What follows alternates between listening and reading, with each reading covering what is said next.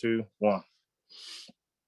Hey, good evening, everybody. Thanks for dialing in to week 4 of Brunswick and Beyond. And this is the final one, the last episode, the grand finale. And I think we're in the store for a pretty great night here. I got some panelists that are dialed in already that are just staples of what it means to be from Brunswick and Glenn County. So I'm pretty stoked for what's about to happen these next 30 to 40 minutes. Just kind of a rerun of what's happened over the past 3 weeks. And I owe all the thanks to you guys for dialing in. So we've had up to date already 10 panelists that have dialed in, anywhere from a doctor and Raphael Baker to a college football coach with Chris Anderson. We've had over 75 participants and then over 22,700 views on all social media platforms, whether that's Instagram, Facebook, or Snapchat. So I want to thank everybody for participating in the inaugural Brunswick and Beyond, which it just highlights an opportunity for the high school students at Brunswick High and GA to be able to receive some insight on what life is like after graduation at high school, and then kind of where they can go beyond Brunswick. You know, whether you decide to go up the street in Atlanta, reside in Brunswick, or even out to the West Coast like me out here in sunny San Diego, as I like to say. But that's about enough for me. I want to go ahead and get to our panelists right now, and I'll give a short introduction. I'll allow them to introduce themselves. Coming in that may join us a little bit late is Akil Jackson. He's our Hollywood actor, currently on set right now. And so he may be able to dial in at the very tail end.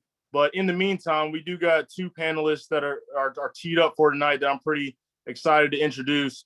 And so if we can, the first panelist, if you can, say your name, what year you graduated high school, and then what job/profession that you're currently in.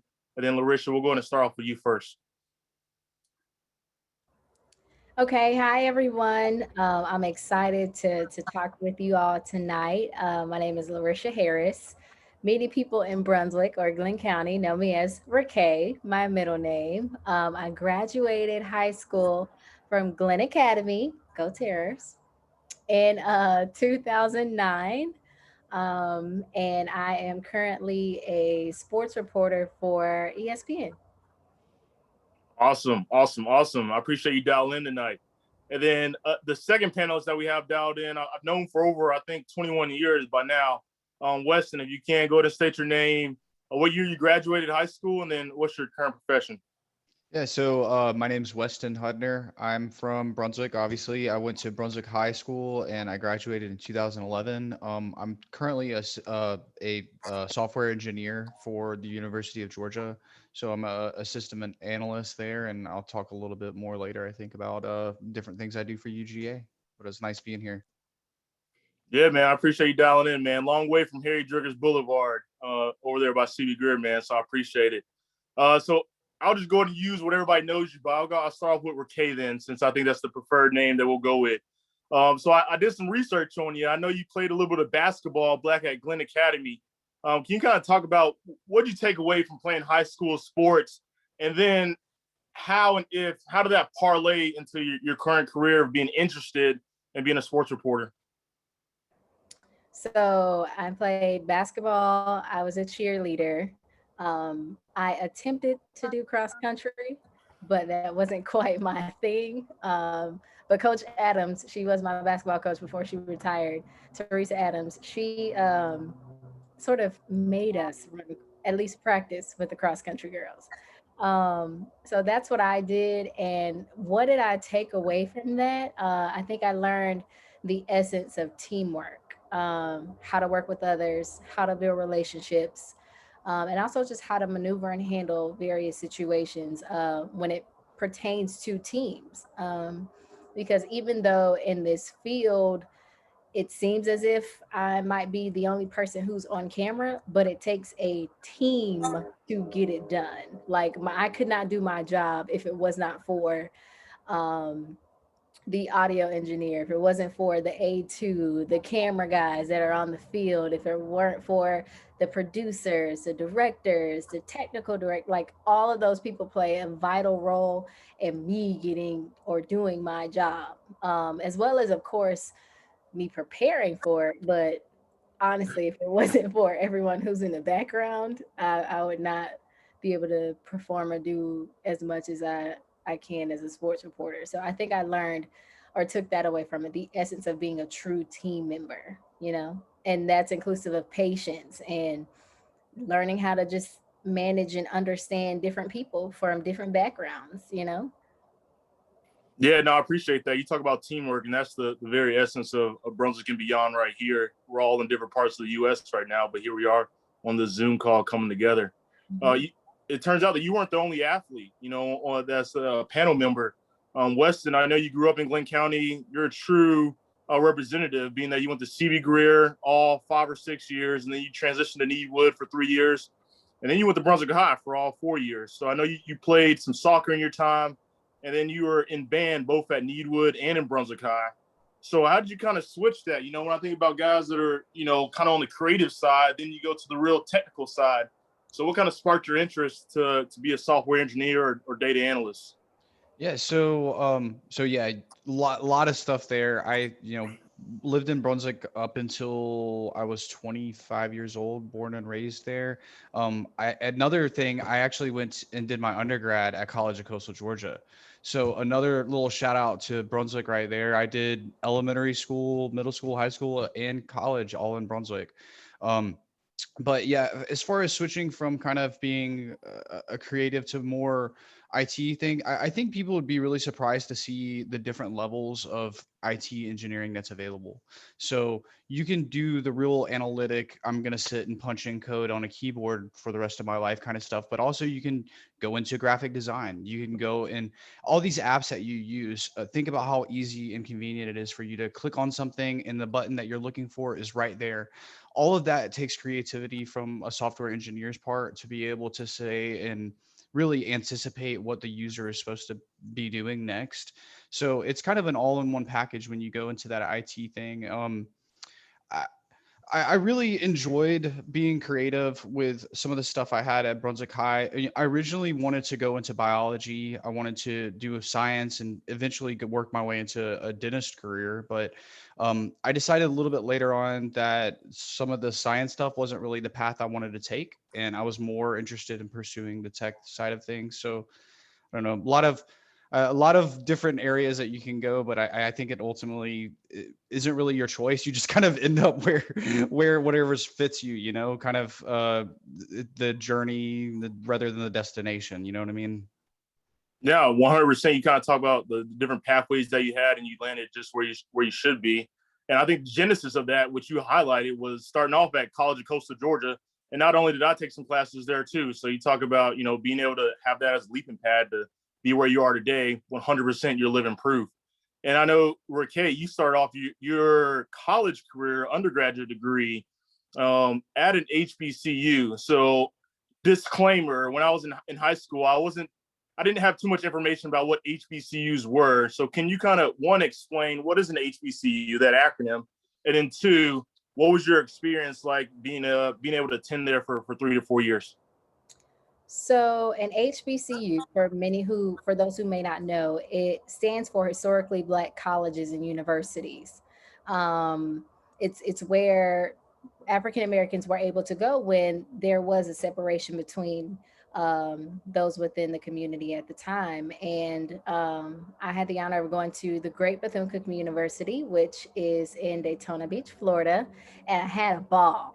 I had the time of my life. Okay, the best 4 years ever. I learned so much. It was great for me because I was able to see more people that look just like me doing things that I wanted to do. I had aspirations of being a reporter, of being on television. I just didn't exactly know how, right?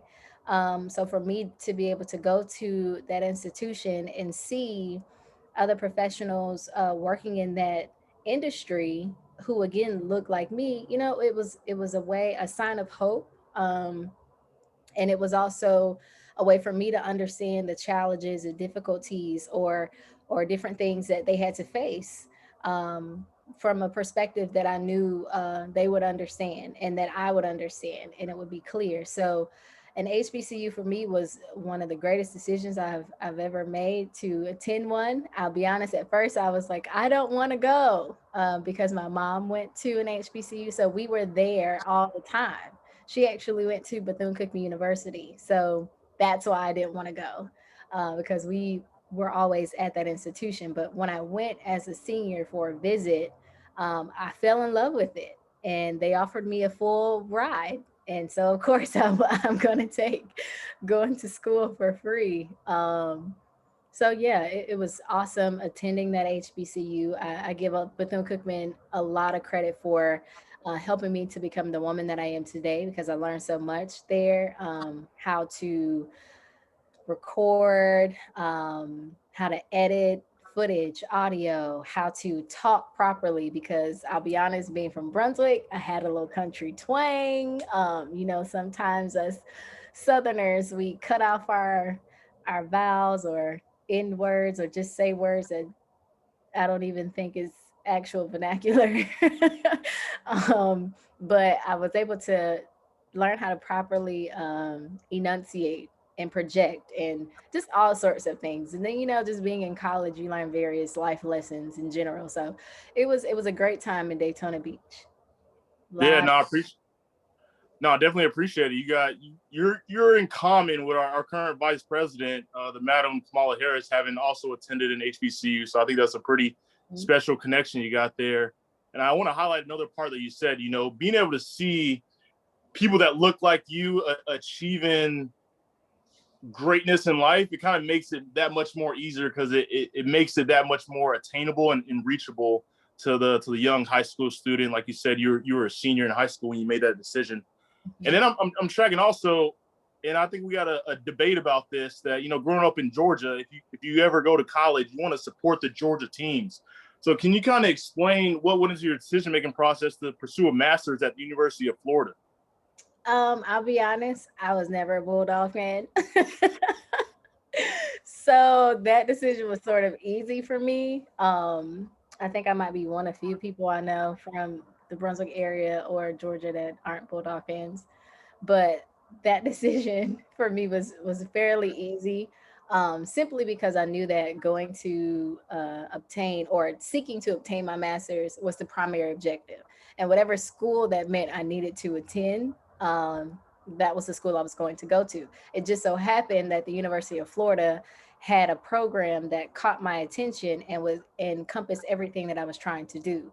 So I wanted to get a good mixture of both, like marketing as well as stay in that creative realm of journalism and that sort of thing. And so advertising was the avenue for me because it encompassed both. So I didn't necessarily have to take another test that you might be required to take that you would in like business school if you were in undergrad and you were trying to get a business degree. I didn't have to take certain tests in order to get into this program. I merely had, because of my experience in journalism, I had those requirements and was able to get into this advertising program, which I felt fit me best. So I was able to still learn things you would learn in marketing in a business school. But I was also able to tie that into the creative side of journalism and all the background things that go into that as well. So that was sort of my process. But I always like to tell students, if obtaining your master's is not what you want to do, don't force it, because a graduate program is no joke, like at all. It is really a full slate. You might have one class a week or even two, but that class might be 2 hours or 3 hours, but you're still doing work every single day just for those classes. So if it's something that you're interested in doing, make sure that it's what you are going to be dedicated to doing, because they do force you to go deeper than what you typically would do in undergraduate, in your undergraduate degree. But that's what graduate school is for. They force you to be more of a critical, more of a deep thinker. No, I think that's great. And thanks for sharing your insight, not only in your undergraduate experience, but then also that postgraduate experience. Yeah. And then the other panelists we got on the phone, spent some time up at the University of Georgia. I know you got your undergrad degree as well as your master's degree. Can you kind of speak about Well, just the high school students, right? They sent us a lot of questions, and one of them was to be a software engineer, in particular, Weston. Like, do you need an undergraduate degree or a master's degree, or what does it take to get to the level that you're at right now? So I definitely think that it depends on your situation and what your plans are. So for me, I had the exact opposite scenario as our last panelist. I went and got my master's degree from the University of Georgia, and for me, it was about opening the doors with the name of the school. Obviously, with Georgia, with us being Georgia, me knowing that I want to work for Georgia or work within the state of Georgia, that for me, it was really important to get a degree from a university that stood out, that on paper somebody could see and not know who I am, but understand that I went to a school and I worked hard and I was able to graduate from that school. And that's why it was important for me to go back and get my master's degree. I did my undergrad at College of Coastal Georgia. I got my undergrad in health informatics, which was, healthcare based IT solutions.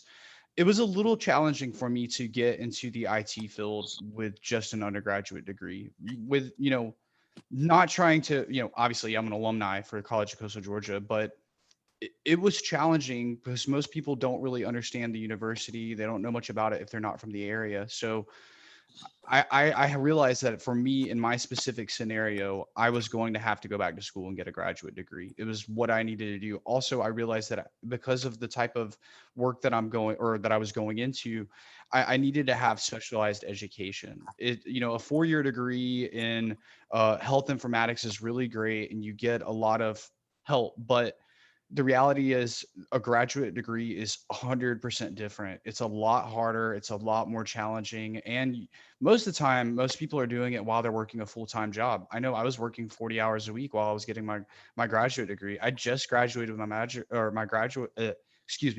just graduated with my graduate degree in 2019. So I graduated in 2011. It took me 8 years to do college. It's not an easy, fun little path. And I'm finally at the position now, 10 years later, where I'm finally at the entry level positions of IT. So the position that I've currently I had a position when I came to UGA. I got promoted and now I'm at a little bit of a higher position, but I'm definitely still entry level by all means. I'm not like a mid-level person. I'm very, very much entry level. So I guess that's what I would say to people is it really just depends on your situation, what you plan on doing. If you plan on, working and living in the Brunswick area and doing IT like that, you might be able to get a health informatics degree from College of Coastal Georgia and go work at Southeast Georgia Health System. But I knew I wanted to do something a little bit more specialized working in software. So I just had to go out and get it. And in addition to grad school, another part of it is the accreditations that you have. So I'm also, and I know Shakir, I know you're one as well, but I also am a project management professional. And that was a PMP certification that I did. I studied for about 6 or 8 months for that. And I've got to retake the exam every 3 years, but being able to advertise myself as a project manager as well as an IT person is what I think ultimately got me the position that I have now, where I manage a bunch of different IT projects. So it's not just higher education. It's all about the little accreditations and things that you do along the way. And one more thing I wanted to mention, I know I've kind of gone along with this, but with IT and software, degrees are very, very helpful, but you have the tools at your fingertips if you have a computer. There are so many different resources available online where you can go in and you can learn programming, you can learn coding languages without spending a dollar. That's all services that are available on the computer. So it's up to you how much you want to grind, how much work you want to do.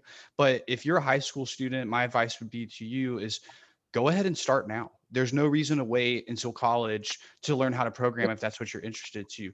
You can go online right now and find websites that will teach you how to program. So, yep, you know what I call that? YouTube University.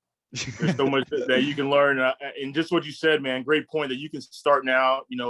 The question WW why wait? And yeah, 100% agree. And I think you mentioned earlier about the 40 hours a week that you're working a full-time job while getting your master's. That kind of transitions to Rakay. Kind of like there's some questions that come up as far as being a sports reporter. Let's say you're in the football season and a big game is coming up. Can you talk about the process of what does a normal week look like? You got a game on Saturday. So do you fly there to the stadium? Do you do research here in South Georgia? What is it like, and what's the process from start to finish to when the game's complete? Gotcha. I just want to second that notion what Weston said about working during grad school. I did it too, so I understand, Weston. I was in school as a full-time graduate student. I was an assistant GA for the women's basketball team, and I was a reporter for the local television station. So it was a lot. So I understand where you were coming from, That's a Weston. little bit more busy than me. But I understand. So we're here. But a typical week. Okay, so I don't think a lot of people understand the work that goes into it. So as a sideline reporter for football, right? I have to know a lot of stuff because I have to be ready for anything at all times. So, for example, um, what I typically like to do is going into it, right? I already know that my goal is to have about 5 stories per team. And I can have these 5 stories, but it doesn't mean that these 5 stories are going to be used.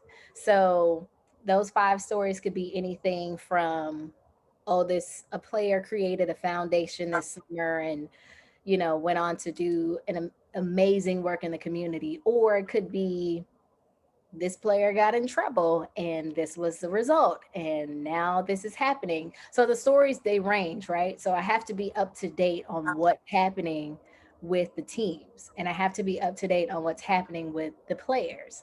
um, so typically you find out the games that you're going to have. You start the conversations with your producer and the rest of the crew around like Sundays, typically Sundays. Then on Monday, we're having a pre-production meeting.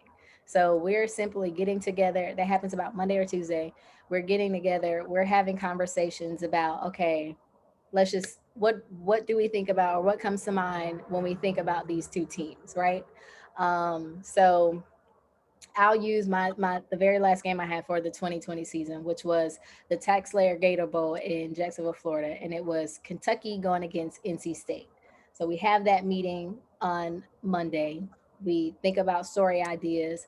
Of course, by the end of the season, it's a lot easier because everything has already evolved. But if you're thinking about like the beginning of the season, you're like, okay, let's see what happened over the spring or what's happened a couple of months ago. You have to think about all of that stuff.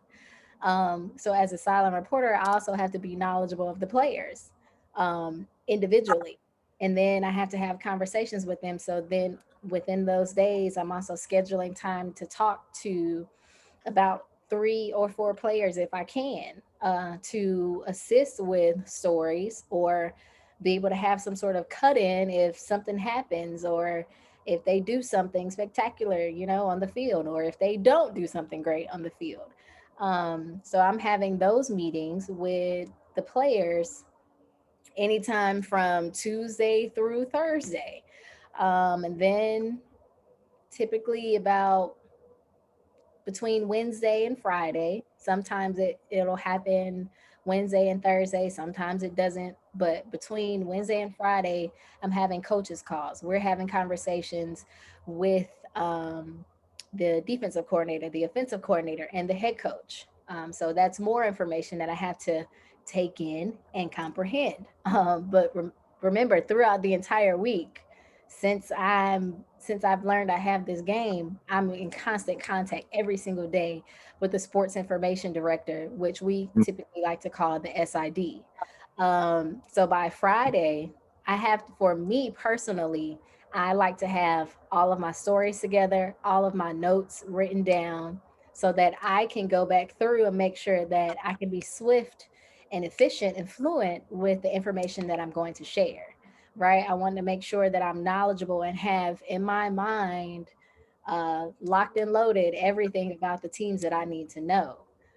So that way, Saturday, I can do a quick review and then go on about my business. So if, say, something happens while I'm, on one side of the field and I might leave my notes, but I'm on the other side of the field and my notes are way over here, I can quickly talk about it. But again, I have to be knowledgeable of a lot of things because I can do all this preparation and prepare to talk about these 5 stories, and the game goes a completely different way, and I don't even use the stories that I prepared, you know? So now I have to have something else to contribute to the broadcast because I don't want to just be there. Like, I have to talk and say something too. So that's why it really takes a lot of work, being the sideline reporter, because not only do I have to be or have these stories to share with people, to give you the human interest side of the players and the coaches, I also have to be prepared with being the eyes and the ears on the field. So if there's a conversation that's being had amongst a player and a coach that is either good or bad, I have to be ready to let you know about it, because that's what people like to know. That's what people like to hear. People like to see if a player is getting frustrated or he's saying this or whatever. People like to know that because it does play a part in the game. So I have to be prepared at all times. In that preparation, and being able to public speak is, one of the greatest fears that Americans and just humans in general have. Do you ever get nervous before a game? And what kind of advice would you give for those speakers that do get nervous before a presentation? What have you learned in your experience that may help out? So I like to say, if you don't get nervous, then you might want to check yourself, because everybody will always get a little nervous. You'll get butterflies like right before you're about to do something that you're very passionate about, right? And that like, oh, I got to get it right. You're going to get some butterflies. But honestly, the more you practice, the more repetition that you do something, the more swift you are, the more fluent you are, the more confident you are in it. So even though I've been doing this for, some time now, I still get butterflies when I'm getting ready to do my first hit. It's typical, because like, I got to get it right. I have to represent. Yeah.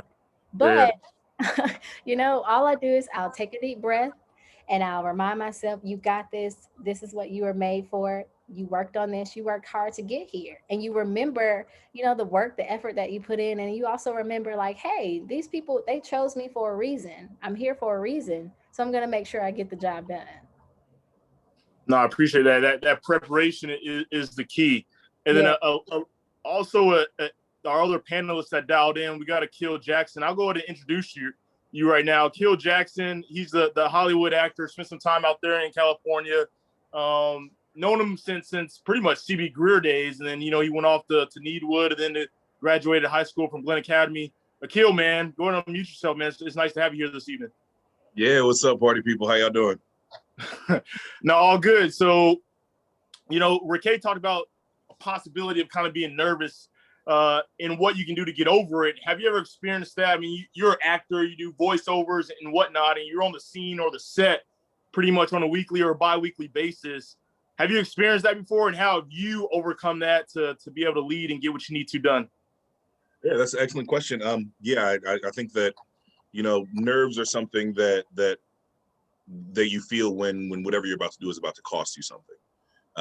And for a lot of us living out here with following our dreams and following our passions and finally falling kind of into that area, it looks fantastic, but at the same time, there's a high cost that comes with achieving, what you want and carrying the full weight of that with kind of every decision that you make. So if you're not nervous, then your soul doesn't know that you're about to pay a cost, which means that you probably don't think this thing means anything to you, which is okay.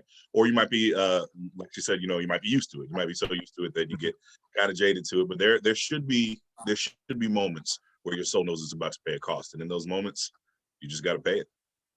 Yeah, no, I like that. I know one of your dreams was just to be where you are today, as far as being able to work in a creative space. And that can be a dream, but I know a couple months ago, dreams can quite easily turn into a nightmare, because you want something so bad, it doesn't always pan out the way that you expected. Can you talk just a little bit about your process of what you get through, the ups and the downs, and the reality of not always succeeding, but the fortitude and the resiliency that you had to have to continue to fight? Yeah. My computer cut out just real quick. Are you talking to me? Yeah, Akil, yeah. Okay, cool. You gotta keep going. I mean, there are gonna be some moments of this journey that are going to be so they're going to seem so insurmountably difficult that your brain just does not have the resources to think beyond it. And there will never be a time where you get those resources unless you go through it. So you have to look at failures as building blocks to understanding the fullness of success.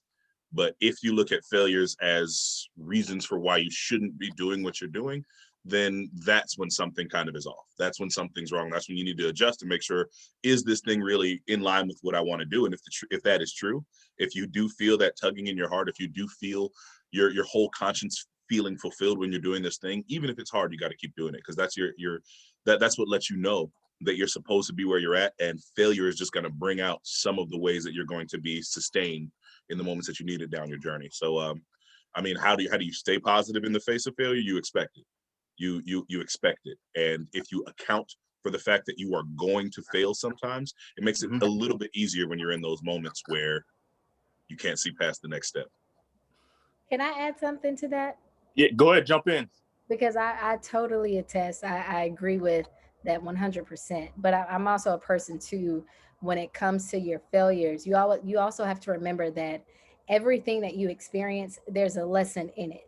So in every situation, whether negative or positive, you have to find that silver lining. So it's all about your perspective. Like he said, if you have to be able to look beyond where you are. So if you're looking at it from a positive perspective, or you're looking at it from a perspective of what am I supposed to learn while I'm here? Or what was I supposed to learn from that particular experience or situation, you're going to know what it was that you're supposed to take away, which will be beneficial for you in the next level or the next step. You'll know how to go back and attack that goal again, or you'll know what not to do, or you'll know, okay, maybe that might not be for me. Let me look at another venture. Let me find another avenue.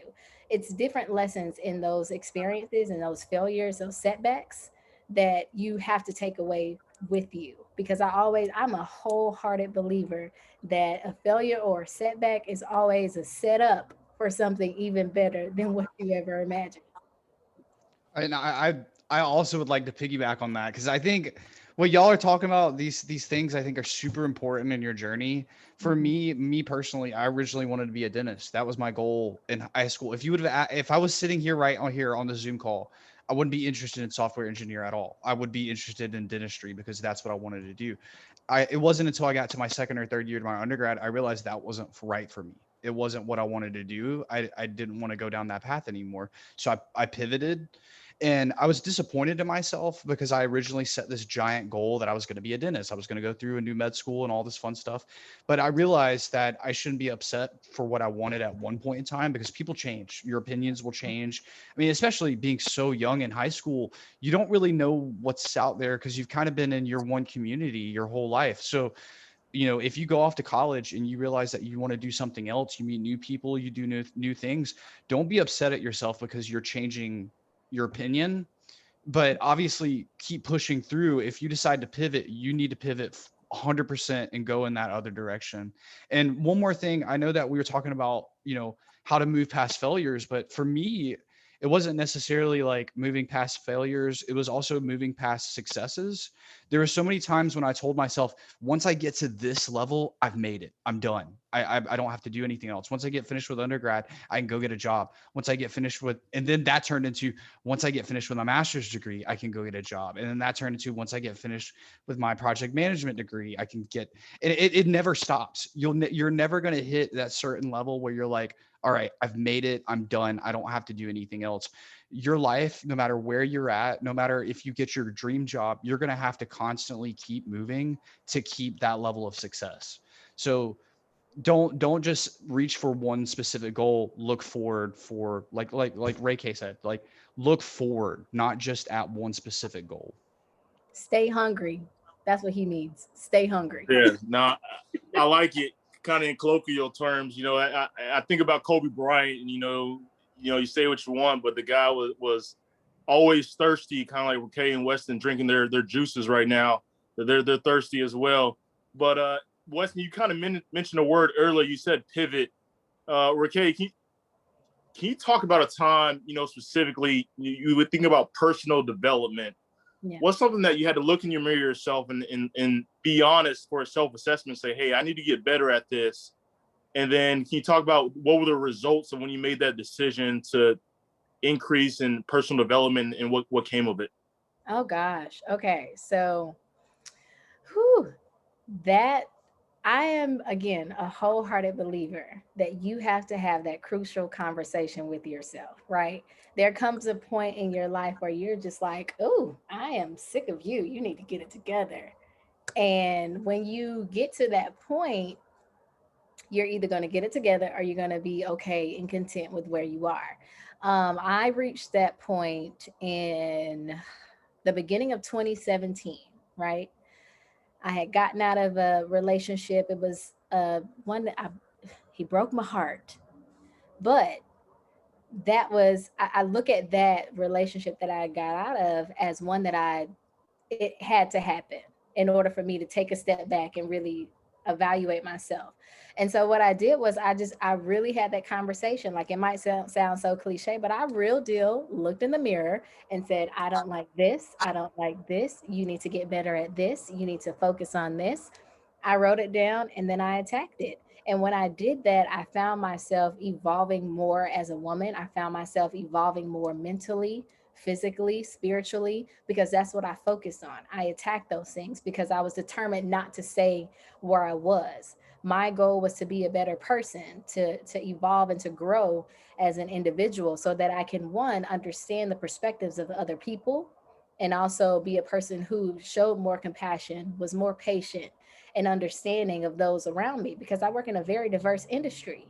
And if I don't understand the people who are around me, then how can I be a great teammate, you know? But that first starts with me wanting to be better myself. And that's what it was for me. But I found an outlet, an avenue that worked for me, that helped me to attack those goals, which was working out, physical fitness. And that, like Weston said, talked about pivoting, that turned me into another avenue or opened another passion of mine that I didn't even know existed. So now here I am, even though I'm in the industry of being a reporter, et cetera, I'm also working on my license to be a certification around it, to be a physical trainer and nutritionist. Never in a million years did I think I would do that. Like, not once did that cross my mind ever. But again, it comes with pivoting, like Weston mentioned. And also, it was just a part of my growth, because that was the avenue that worked for me. For some people, therapy might be what it is. For others, it might be drawing. There are different avenues that work for different people when it comes to growing spiritually, growing mentally. That was just the avenue that worked for me. But again, it started with me being real, honest, and raw with myself, no matter Oh, yeah. how ugly or how dirty it seemed. Like, you have to just be completely honest with yourself. Sounds like beast mode to me, baby. I like it. I'm pretty excited. And so the reality of it is, Akil, man, there's an Akil Jackson walking the halls of Glenn Academy right now. He's probably in 11th grade or 12th grade right now. What advice would you give to the young Akil that's walking the halls to have a shot at success in life? To have a shot at success in life. What advice would I give him?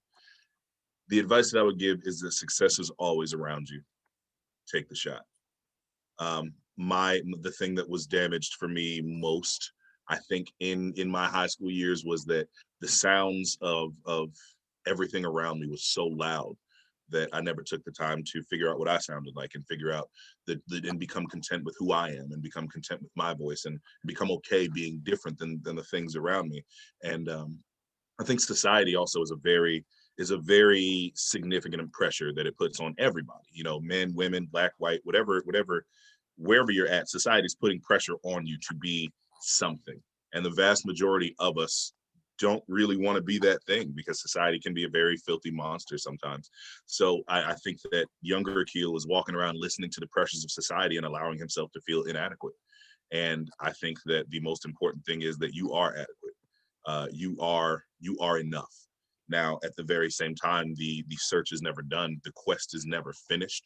But at any given moment of the quest, you are enough for whatever you need. You are enough. And I think that High school Akil didn't know that. High school Akil thought that there was so much more that he had to do before he accepted himself as valid. And that's not the case. Nah, I like it, man. They're dropping so many gems right now. One is, speaking the truth right now, for real. Like, for whoever needs to hear this right now, the people that are surrounding you in high school, only a few of those people are going to be left in your life 10 years down the road. There's only going to be a couple people remaining, and those are the people that really matter. All the other voices, like Akil said, that are screaming and trying to tell you who to be, it's going to be you when it's all said and done. You're going to be the only person left behind. So do what makes you happy, do what makes the people who really matter happy, and don't listen to everybody else if they're not saying what you want to hear. I like it, man. So I'm going to open up the floor. If you got any of the guys on the outstations, if you got any questions, go ahead and throw your name in the chat box. Just put your name, then I'll give you a shout out. You can unmute yourself, and then we can go from there. But as we wrap up, Weston, man, you got 15 seconds. Last parting words that you would tell these high schoolers as they're dialed in. You got 15 seconds, man. Go ahead. Weston, unmute yourself, bud. Sorry. Learn how to study. I didn't learn how to study in high school because everything was like, it came easy to me. I was never one of those kids who had to sit down and like sit there and read a book and learn how to do the things. I just took the exam. I would take my B or my A, maybe sometimes C, and I would move on. It wasn't until I got into college later on, I realized that eventually you're going to hit a point where you're going to be challenged, and you're going to have to know how to take notes. You're going to have to know how to study, how to actually sit down and read a book. So if you've been that person who's like flown through life, not having to actually sit down and study and learn how to take notes and learn how to properly make ways for you to move forward, you need to go ahead and do it now, because it's going to happen to you in your life. I like it, man. In my Rihanna verse, you got to put in that work. Okay, if anybody else has any questions, go ahead, put your name in the chat. But if not, Raquel, you got 15 seconds. The last parting advice that you give to these high schoolers. The last parting advice I would give is to, one, not feel entitled, because there are people who in front of you who have worked really, really hard to get to where they are.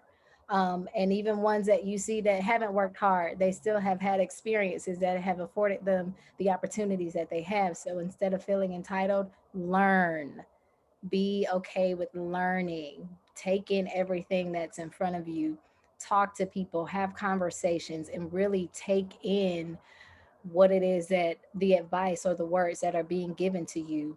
There are so many people that you can learn from, whether it's good or bad. Figure out what it is that works for you and stick with it. But please don't feel entitled, because there are people who will not work with you and who will completely brush you to the side if you come through with that sort of attitude. I love it. I'm taking notes right here. I got my pen in my hand. One comment from the comment box, Rochelle. If you want to go to unmute yourself, go ahead and provide your lasting comment as well. Hi guys, I'm Rochelle Quarles. I am a middle school teacher. So I guess what I would like to tell my sweet high school babies as you venture out into the world is to keep educating yourself. Like, that is the key to success. Like, do not be afraid to venture outside of your comfort zone, just like everybody else has said, because like fear is what like keeps you held back. Like, don't be afraid. It's scary. The world is scary, but like you're always going to learn at least 3 things new every single day, because you never know where that can take you in life. I appreciate it. Dialing all the way in from Alabama. I appreciate it. We got the whole SEC in the house today.